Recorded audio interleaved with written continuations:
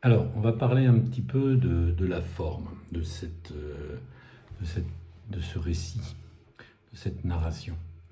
Alors, parce que c'est complètement narratif, c'est simplement l'écriture avec euh, les documents des différents acteurs de cette affaire, et avec mes documents à moi, bien sûr, hein, pour la quatrième partie, mon parcours, qui mettent en évidence différentes choses.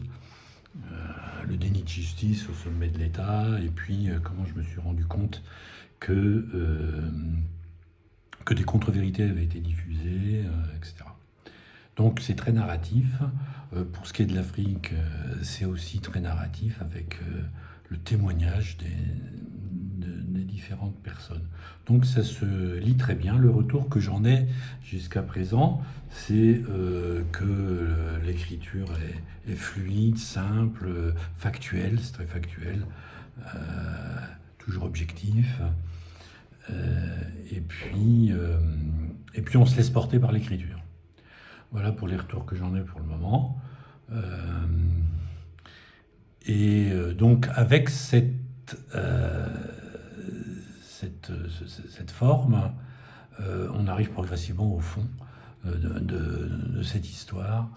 Donc cette affaire d'État entre le Tchad, la Libye et le Soudan, et c'est lié à la prise de pouvoir d'Idriss Déby, à la première cohabitation, à la reconquête du Nord-Tchad, à l'attentat du DC-10, à des affaires de cette nature.